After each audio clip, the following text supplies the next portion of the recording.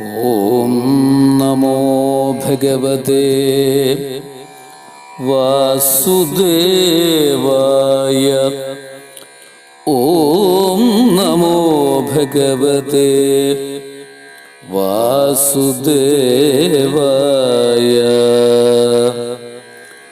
ഓം നമോ ഭഗവതേ വാസുദേവായ.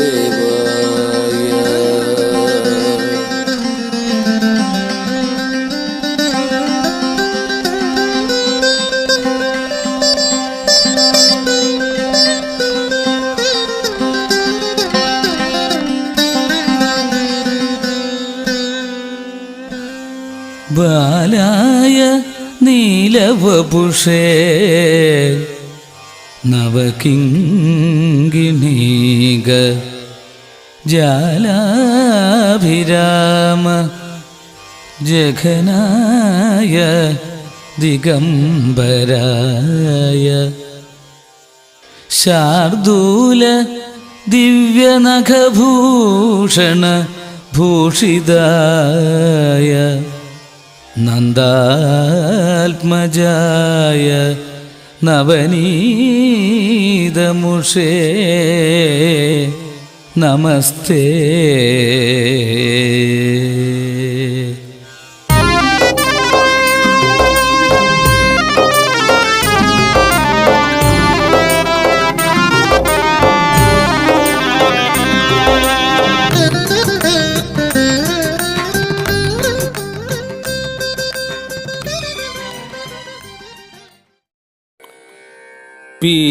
പീതാംബരം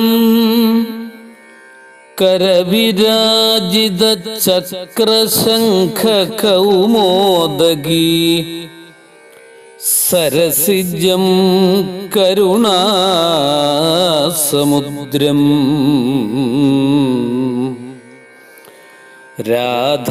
രാധാസഹായം അതിസുന്ദരമന്ദഹാസം വാതാലയേശം അനിശം ഹൃദി ഭാവയാമി.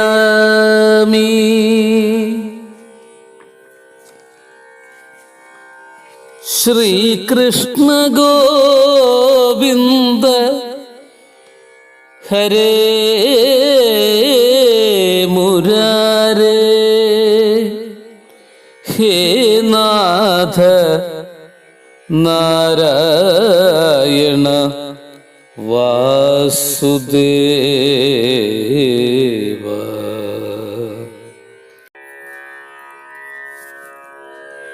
ഓം നമോ ഭഗവതേ വാസുദേവായ. ഓം നമോ ഭഗവതേ വാസുദേവായ. ഓം നമോ ഭഗവതേ വാസുദേവായ. ധന്യാത്മാക്കളെ, സുഹൃതികളെ, എല്ലാവർക്കും സാദര നമസ്കാരം. ശ്രീധരിയം ഭാഗവത പഠന സത്രത്തിലേക്ക് ഏവർക്കും സ്വാഗതം. ശ്രീധരിയം ഭാഗവത പഠനത്തിൽ ഇന്ന് ഭാഗവത പാഠം 144 ആണ് പഠിക്കുന്നത്. ശ്രീമദ് ഭാഗവത മഹാത്മ്യം 6-ാം അധ്യായത്തിലെ 94, 95, 96, 97, 98 എന്നീ 5 ശ്ലോകങ്ങളാണ് ഇന്ന് ശ്രദ്ധയോടുകൂടി പഠിക്കുന്നത്. നമുക്ക് ആ ശ്ലോകങ്ങളിലേക്ക് കടക്കാം. സൂത ഉവാച ആകൃഷ്ണ നിർഗമൽ 30 വർഷാധികഗതേ കലൗ നവമീതോ നഭസ്യേജ കഥാരംഭം ശുകോകരോൽ. സൂത ഉവാച ആകൃഷ്ണ നിർഗമൽ 30 വർഷാധികഗതേ കലൗ നവമീതോ നഭസ്യേച കഥാരംഭം ശുകോ കരോൽ. പരീക്ഷിൽ ശ്രവണാന്തേ ച കലൗ വർഷശതദ്വയേ ശുദ്ധേ ശുചൗ നവമ്യാം ച ധേനുജോ കഥയൽ കഥാം. പരീക്ഷിൽ ശ്രവണാന്തേ ച കലൗ വർഷശതദ്വയേ ശുദ്ധേ ശുചൗ നവമ്യാം ച ധേനുജോ കഥയൽ കഥാം. അസ്മാദപി കലൗ പ്രാപ്തേ ത്രിംശദ്വർഷഗതേ സതി ഊചുരൂചേ സിതേ പക്ഷേ നവമ്യാം ബ്രഹ്മണസുതാഃ. തസ്മാദപി കലൗ പ്രാപ്തേ ത്രിംശദ്വർഷഗതേ സതി ഊചുരൂർജേ സിതേ പക്ഷേ നവമ്യാം ബ്രഹ്മണസുതാഃ. തസ്മാദപി കലൗ പ്രാപ്തേ ത്രിംശദ്വർഷഗതേ സതി ഊചുരൂർജേ സിതേ പക്ഷേ നവമ്യാം ബ്രഹ്മണസുതാഃ.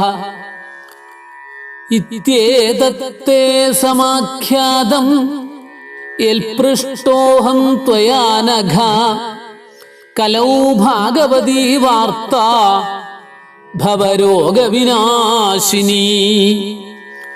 ഇത്യേതത്തേ സമാഖ്യാതം യൽപൃഷ്ടോഹം ത്വയാ നഘ കലൗ ഭാഗവതീ വാർത്താ ഭവരോഗവിനാശിനി.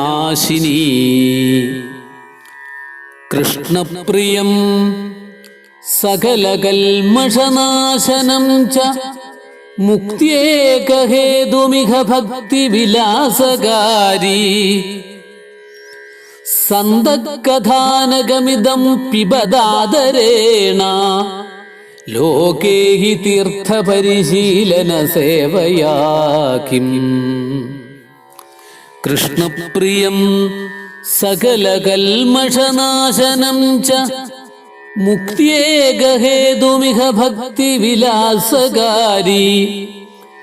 സന്തകഥാനകമിദം പിബദാദരേണ ലോകേ ഹി തീർത്ഥപരിശീലന സേവയാ കിം. ധന്യാത്മാക്കളെ, വളരെ ശ്രേഷ്ഠമായിട്ടുള്ള കാര്യമാണ് ഈ 5 ശ്ലോകങ്ങളിലൂടെ പറഞ്ഞു തരുന്നത്. നമുക്ക് ശ്രദ്ധിച്ച് അർത്ഥം മനസ്സിലാക്കാം.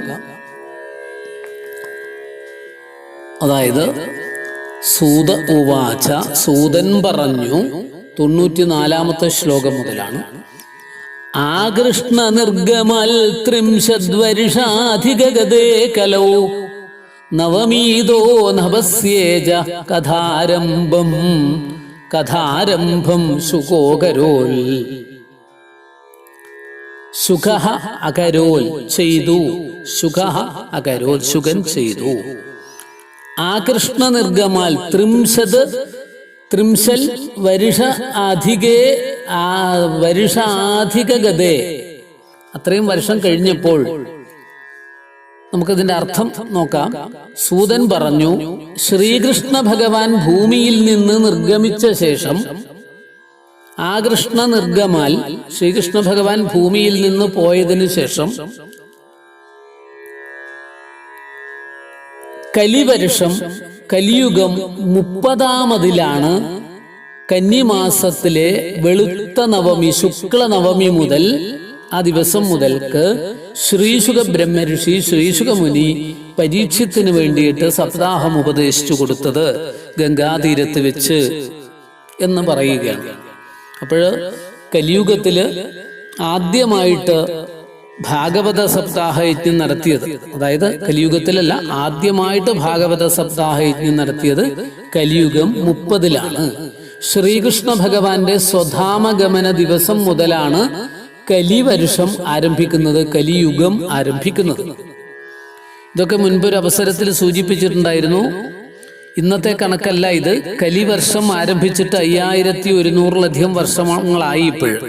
അപ്പോൾ ഭഗവാൻ സ്വധാമത്തിലേക്ക് പോയിട്ട് ഗോലോകത്തിലേക്ക് എഴുന്നള്ളിയിട്ട് ആ കഥയൊക്കെ നമ്മൾ പറഞ്ഞതാണ്. ഭക്തോത്തമനായ ഉദ്ധവന് അതിവിശേഷപ്പെട്ട ഉപദേശങ്ങളൊക്കെ കൊടുത്ത് തൻ്റെ ദിവ്യ സ്വരൂപത്തെ വാങ്മയി സ്വരൂപമായിട്ട് ഭാഗവതത്തിലേക്ക് ലയിപ്പിച്ചിട്ടാണ് ഭഗവാൻ സ്വധാമത്തിലേക്ക് എഴുന്നള്ളിയത് എന്ന് നമ്മൾ പറഞ്ഞു കഴിഞ്ഞു. അതിനൊരു കണക്കും പറഞ്ഞിരുന്നു. ആധുനികന്മാർക്ക് കണക്ക് കിട്ടാൻ വേണ്ടിയിട്ട് നമ്മൾ പറഞ്ഞു, BC 3102 ആണ് സർവേശ്വരനായ ഭഗവാൻ സോമനാഥ സമീപത്ത് ബാൽക്ക തീർത്ഥക്കരയിൽ വെച്ച് സ്വധാമത്തിലേക്ക് എഴുന്നള്ളിയതെന്ന് പറഞ്ഞു. അവിടെ നിന്ന് കണക്ക് കൂട്ടുകയാണെങ്കിൽ അവിടെ നിന്നാണ് കലിയുഗം 1 ആരംഭിക്കുന്നത്. പിന്നെ 1, 2, 3 ഇങ്ങനെയാണ് പോവുക.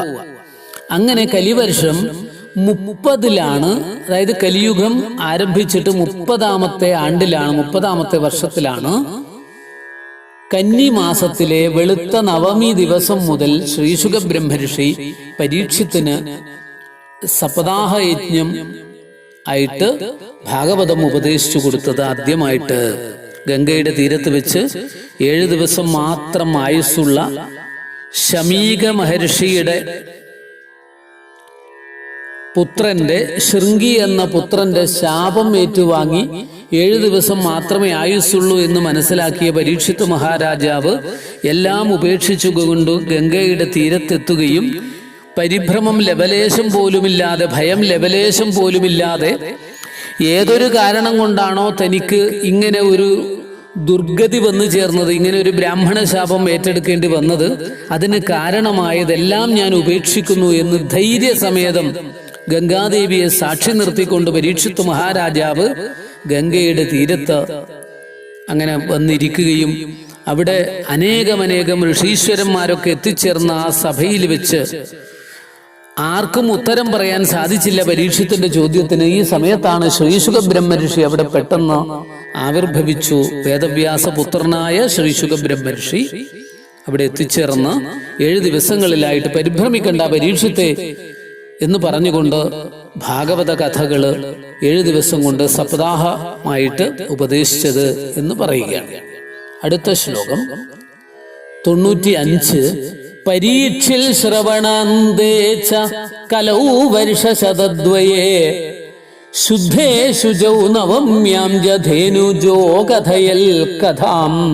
പരീക്ഷിത് ശ്രവണാന്തേ വർഷശതദ്വയേ കലൗ. വരുഷശതം എന്ന് പറഞ്ഞാൽ 200 എന്നർത്ഥം. വരുഷം എന്ന് പറഞ്ഞാൽ കൊല്ലം, ശതം എന്ന് പറഞ്ഞാൽ 100, ദ്വയം എന്ന് പറഞ്ഞാൽ 2. അപ്പൊ 200 വർഷം ഈ പരീക്ഷത്തിന് കഥ ഉപദേശിച്ചു കൊടുത്തിട്ട് പിന്നീട് 200 വർഷം കഴിഞ്ഞിട്ടുള്ള കലിവർഷത്തില്, അതായത് 200 വർഷം പിന്നീട് കഴിഞ്ഞപ്പോൾ കർക്കിടക മാസത്തിലെ വെളുത്ത നവമി മുതലാണ് ഗോകർണൻ ദുന്ധുകാരിയുടെ പ്രേതമുക്തിക്ക് വേണ്ടിയിട്ട് സപ്താഹയജ്ഞം നടത്തിയത്. കർണാടകത്തിൽ വെച്ച്, തുംഗഭദ്ര നദിയുടെ തീരത്ത് വെച്ച്, ആ ഗ്രാമത്തിൽ വെച്ച്. അതൊക്കെ നമ്മൾ വിസ്തരിച്ച കഥകളാണ്, വീണ്ടും വീണ്ടും ആവർത്തിക്കേണ്ട കാര്യമില്ല. അതായത് 30 ആദ്യം കഴിഞ്ഞു, പിന്നീട് 200 വർഷം അപ്പോൾ നമുക്ക് എങ്ങനെ കണക്കാക്കാം? 230 കലിയുഗം ആകുമ്പോഴാണ് കർക്കിടക മാസത്തിൽ ശുക്ല നവമി മുതൽ ഗോകർണൻ സപ്താഹയജ്ഞം നടത്തിയത്. സംശയമില്ലല്ലോ. അടുത്തതായിട്ട് 96-ാമത്തെ ശ്ലോകം. തസ്മാദപി കലൗ പ്രാപ്തേ ത്രിംശദ്വർഷശതേ സദീ ഊചുരൂർജേ സിതേ പക്ഷേ നവമ്യാം ബ്രഹ്മണസുതാഃ. അതായത് ഈ പരീക്ഷിത് മഹാരാജാവിന് ശുഗബ്രഹ്മർഷി സപ്താഹം ഉപദേശിച്ച്, അതായത് ഭാഗവതം സപ്താഹമായിട്ട് ഉപദേശിച്ചതിന് ശേഷം 30 വർഷം കൂടി കഴിഞ്ഞപ്പോൾ, അപ്പോൾ 30ഉം 200ഉം 230, പിന്നെ ഈ 30, അപ്പൊ 260-ാമത്തെ വർഷത്തിൽ, കലിയുഗം 260-ാമത്തെ വർഷത്തിലാണ് എന്ന് നമുക്ക് കണക്കാക്കാം ഈ കാലഗണന പ്രകാരം. അർത്ഥങ്ങളൊക്കെ ഊജുഹു ഊർജേ, അത്രേ ഉള്ളൂ, വേറൊന്നുമില്ല. ത്രിംശത് വരുഷശതേ, ലളിതമാണ്, പദങ്ങളൊക്കെ ലളിതമാണ്. ഇതിനുശേഷം കലിവർഷം 30 കഴിഞ്ഞപ്പോൾ ബ്രഹ്മപുത്രന്മാര്, സനകാദി ഋഷീശ്വരന്മാര് എന്തു ചെയ്തു? കാർത്തിക മാസത്തിലെ വെളുത്തപക്ഷ നവമി മുതൽ, കാർത്തിക മാസം എന്ന് പറഞ്ഞ വൃശ്ചിക മാസം, ആ വൃശ്ചിക മാസത്തിലെ വെളുത്തപക്ഷ നവമി മുതൽ കഥ പറഞ്ഞു, സപ്താഹം നടത്തി. ആർക്ക് വേണ്ടിയിട്ട്? നാരദ മഹർഷിക്ക് വേണ്ടിയിട്ട് സപ്താഹയജ്ഞം നടത്തി. ഇപ്പോഴും നമ്മൾ അവസാനം കണ്ട സപ്താഹം, ഇതിൽ വായിച്ച് പറഞ്ഞ സപ്താഹം, ആനന്ദ തടത്തിൽ വെച്ച് ഭക്തിയുടെ കഷ്ടനിവൃത്തിക്ക് വേണ്ടി നാരദ മഹർഷിക്ക് വേണ്ടി സപ്താഹയജ്ഞം നടത്തിയ കഥയാണ് ഇപ്പോഴും പറഞ്ഞത്. അത് കാർത്തിക മാസത്തിലാണ്, വൃശ്ചിക മാസത്തിലാണ്. അപ്പോൾ ഇങ്ങനെയാണ് 3 സപ്താഹയജ്ഞങ്ങളും ഉണ്ടായത് എന്ന് പറയുകയാണ്. അതായത് ആദ്യം കന്നിമാസത്തിൽ, പിന്നീട് കർക്കിടകത്തിൽ, പിന്നീട് വൃശ്ചികത്തിൽ, എല്ലാം ശുക്ലപക്ഷ നവമി മുതൽ തന്നെയാണ് നടത്തുകയും ചെയ്തിട്ടുള്ളത്. ഇനി നമുക്ക് അടുത്ത ശ്ലോകത്തിലേക്ക് കടക്കാം. 97. ഇത്യേതത്തേ സമാഖ്യാതം യൽപൃഷ്ടോഹം ത്വയാനഘ കലൗ ഭാഗവതീ വാർത്ത ഭവരോഗവിനാശിനി. ഇത്യേതൽ തേ സമാഖ്യാതം യൽപൃഷ്ടഃ അഹം ത്വയാനഘ കലൗ ഭാഗവതീ വാർത്ത ഭവരോഗവിനാശിനി. ഹേ പരിശുദ്ധനായ ശൗനക. ഇവിടെ ആരോടാണ് പറയുന്നത്? സൂതശൗനക സംവാദ രൂപത്തിലാണ് ഇപ്പോഴും പറഞ്ഞുകൊണ്ടിരിക്കുന്നത്. എവിടെ വെച്ചിട്ടാണ്? നൈമിഷാരണ്യത്തിൽ വെച്ചിട്ടാണ്, മറന്നു പോകരുത്. കലിയുഗത്തില്, അതായത് ഈ 260 വർഷമൊക്കെ കഴിഞ്ഞതിന് ശേഷമാണെന്നർത്ഥം. ഇന്നത്തെ കാലഘട്ടത്തില് ഈ സംശയത്തിന് എങ്ങനെയാണ് മറുപടി പറയേണ്ടത്? ഇദ്ദേഹം സപ്താഹയജ്ഞമായിട്ടല്ല നടത്തിയിട്ടുള്ളത്. സൂതൻ എങ്ങനെയാണ് നടത്തുന്നത്? സത്രം സഹസ്രസമമാസത. ഇത് പിന്നീട് പറഞ്ഞു തരും. പുരാണങ്ങളെ കുറിച്ചൊക്കെ ശൗനകാദികളുടെ സംശയത്തിന് മറുപടിയായിട്ട് കലിയുഗത്തിൽ പറഞ്ഞു തുടങ്ങിയതാണ്. അനേക കാലം നീണ്ടു നിൽക്കുന്നതാണ് സത്രം. മറ്റത് 7 ദിവസം കൊണ്ടുള്ളതാണ് സപ്താഹം. അപ്പോഴിവിടെ ഈ സൂതപൗരാണികൻ ശൗനകാദികൾക്ക് പറഞ്ഞു കൊടുക്കുന്നതിനിടയിലാണ്, ഫ്ലാഷ് ബാക്ക് ആയിട്ടാണ് നമ്മളിപ്പോൾ ഈ കഥകളൊക്കെ മനസ്സിലാക്കിയത് എങ്കിൽ, ഇവിടെ വീണ്ടും തിരിച്ചു വരുന്നു.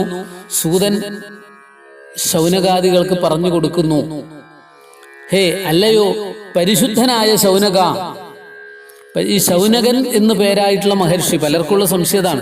ശൗനകാദികൾ എന്ന് പറഞ്ഞു കഴിഞ്ഞാൽ ഒരു മൊത്തത്തിലുള്ള പേരല്ല, ശൗനകൻ തുടങ്ങിയിട്ടുള്ളവർ എന്നാണ് അർത്ഥം. ഈ ശൗനകൻ കഥ അമൃതം ആസ്വദിക്കുന്നതിൽ വളരെ വളരെ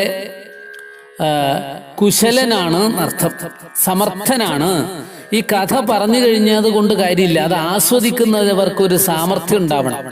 കഥകൾ പറഞ്ഞത് കഴിഞ്ഞാൽ അത് കേൾക്കുന്നവർക്കൊരു സാമർഥ്യം ഉണ്ടാവണം, അതിലൊരു താല്പര്യമുണ്ടാകണം എന്ന് മാത്രമല്ല, എന്തെന്നില്ലാത്ത ഒരു എന്താണ് പറയേണ്ടത്, ഒരു തൃഷ്ണ അതിലുണ്ടാവണം. അതിനാണ് സാമർഥ്യം എന്ന് പറഞ്ഞത്. ഇവിടെ കുശലത എന്ന് പറഞ്ഞത് അതുകൊണ്ട് കുശല കഥാമൃതരസാസ്വാദ കുശല ശൗനകോ ബ്രവീൽ. കഥാമൃതം ആസ്വദിക്കുന്നതിൽ കുശലനായിട്ടുള്ള ശൗനകൻ ചോദിച്ചു, അതിനുത്തരമായിട്ടാണ് പറഞ്ഞത്. അതുകൊണ്ട് പറയുന്നു, ഹേ ശൗനക, പരിശുദ്ധനായ ശൗനക മഹർഷേ, അങ്ങ് ചെയ്ത ചോദ്യത്തിന് ഉത്തരം ഈ വിധത്തിൽ ഞാനെല്ലാം പറഞ്ഞു കഴിഞ്ഞു.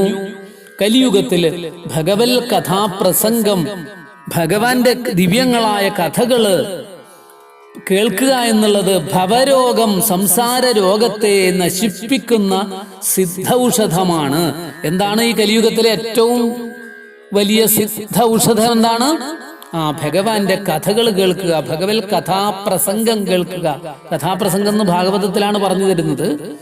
ഭഗവൽ കഥാപ്രസംഗം കേൾക്കുക എന്നുള്ളതാണ് കലിയുഗത്തിൽ ഈ സംസാര രോഗത്തെ നശിപ്പിക്കുന്ന സിദ്ധൌഷധമായിട്ടുള്ളത്, ഒറ്റമൂലിയായിട്ടുള്ളത്. അതുകൊണ്ട് ഞാൻ എല്ലാം പറഞ്ഞു കഴിഞ്ഞു എന്ന് സൂതൻ ശൗനകാദികളോട് പറയുന്ന ശ്ലോകം 98 ശ്രദ്ധിക്കുക. കൃഷ്ണപ്രിയം സകല കൽമഷനാശനം ച മുക്തിയേകഹേതുമിഹ ഭക്തിവിലാസകാരി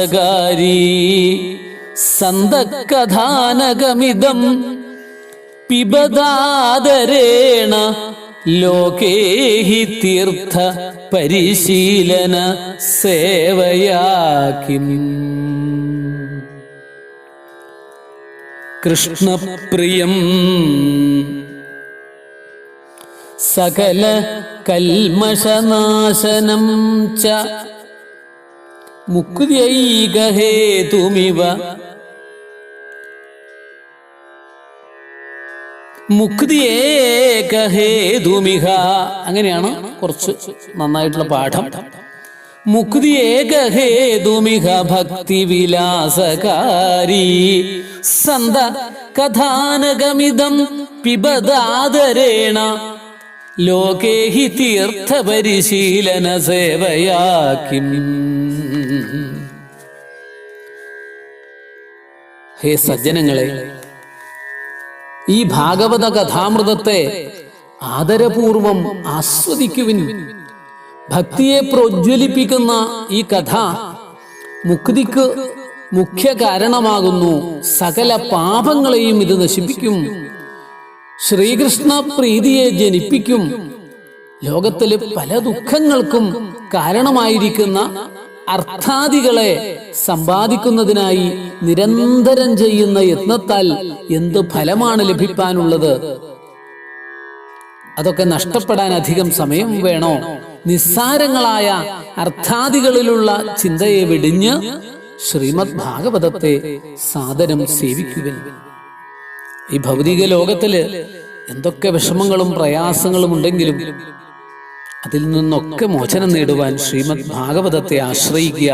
ഭാഗവതത്തിലെ ഒരധ്യായമെങ്കിലും നിത്യേന പാരായണം ചെയ്യുക. ഭാഗവതത്തിലെ ഒരു കഥയെങ്കിലും നിത്യേന കേൾക്കുക. ഇതൊക്കെയാണ് ഈ കലികൽമഷം ഇല്ലാതാക്കുവാനുള്ള മാർഗം എന്നാണ് ഈ ഒരു ശ്ലോകത്തിലൂടെ വിവരിച്ചു തരുന്നത്.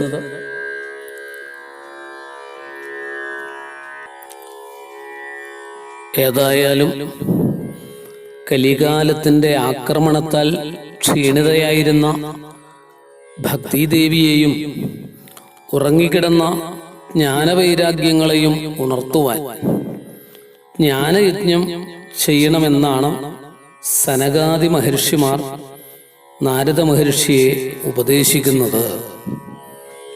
അതുപ്രകാരമാണ് ഹരിദ്വാറിന് സമീപത്തുള്ള ആനന്ദ തടത്തിൽ വെച്ച് സനകാദികള് ഭാഗവത സപ്താഹ യജ്ഞം തന്നെ നടത്തിയത്. അത് ശ്രവിച്ച് ഭക്തിക്ക് പുതുജീവനുണ്ടായി. അതുപോലെ ജ്ഞാനവും വൈരാഗ്യങ്ങളും ശക്തിയില്ലാതെ വൃന്ദാവനത്തിൽ തളർന്നു കിടന്നവരാണ് എങ്കിലും ഈ ഭാഗവത മാഹാത്മ്യത്തിന്റെ മാഹാത്മ്യ നിമിത്തം ശ്രീകൃഷ്ണ ഗോവിന്ദ ഹരേ മുരാരേ എന്ന് നാമസങ്കീർത്തനം ചെയ്ത്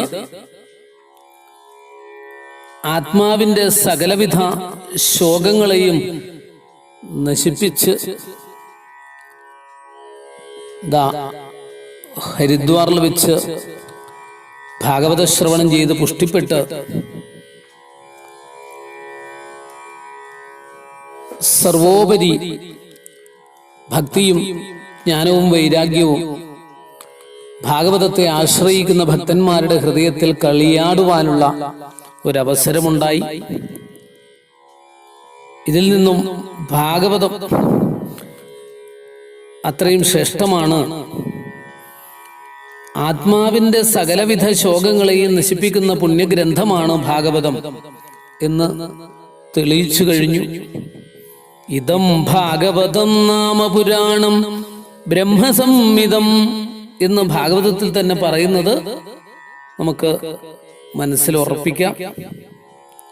സംസാര ദുഃഖത്തിൽപ്പെട്ടുഴലാൻ പോകുന്ന കലികാലത്തിലെ മനുഷ്യർക്ക് മുക്തിക്കുള്ള മാർഗം തെളിയിക്കുവാനായിട്ട് എൻ്റെ ദിവ്യ ചൈതന്യത്തെ ഞാനിതാ ഭാഗവതത്തിലേക്ക് പ്രവേശിപ്പിക്കുന്നു എന്ന് ഉദ്ധവരോട് അരുളി ചെയ്തതിൻ്റെ അടിസ്ഥാനത്തിൽ ഭാഗവതം പ്രത്യക്ഷ കൃഷ്ണനായി ആ ദിവ്യ ചൈതന്യം നിറഞ്ഞു. കേൾക്കുന്ന മാത്രയിൽ തന്നെ ഹൃദയശുദ്ധി ഉണ്ടാകുന്നു.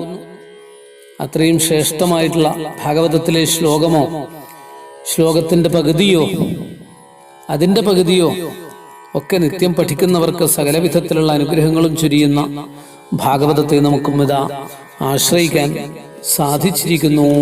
ഈ ഭാഗവത മഹാത്മ്യത്തിലൂടെ ഇത്രയും കാര്യങ്ങൾ മനസ്സിലാക്കി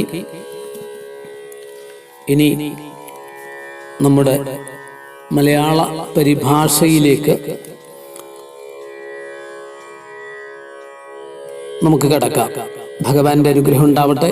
സൂതൻ പറഞ്ഞു, കലിവരുഷം 30 ശ്രീകൃഷ്ണൻ പോയോരനന്തരം കന്നിയിൽ ശുക്ലനവമിക്കുപദേശിച്ചിതശുകൻ.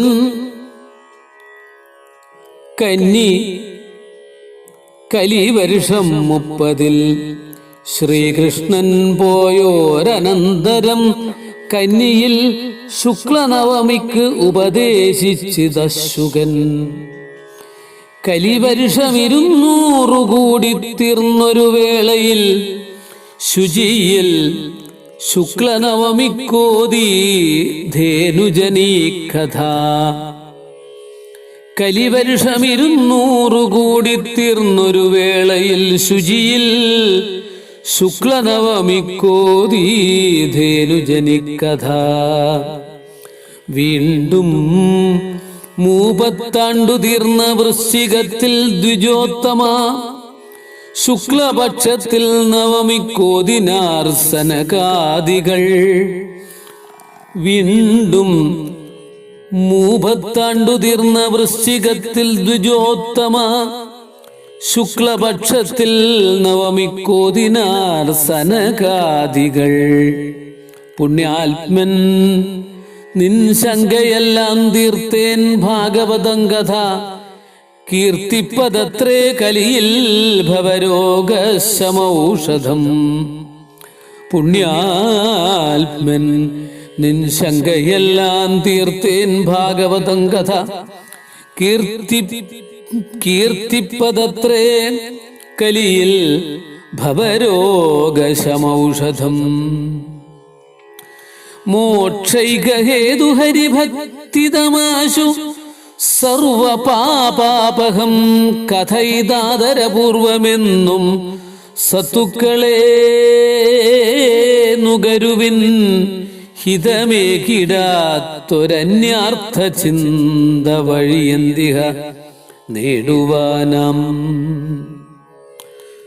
മോക്ഷൈകഹേതു ഹരിഭക്തിതമാശു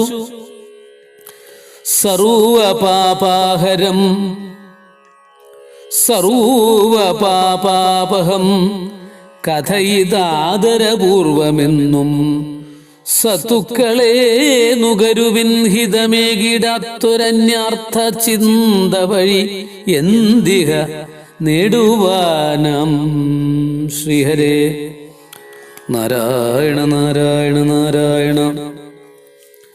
ഹരേ രാമ രാമ രാമ ഹരേ ഹരേ. ഹരേ കൃഷ്ണ കൃഷ്ണ കൃഷ്ണ ഹരേ ഹരേ. ഹരേ രാമ രാമ രാമ ഹരേ ഹരേ. ഹരേ കൃഷ്ണ കൃഷ്ണ കൃഷ്ണ ഹരേ ഹരേ. ധന്യാത്മാക്കളെ എല്ലാവർക്കും സാദര നമസ്കാരം. ഹരി ഓം.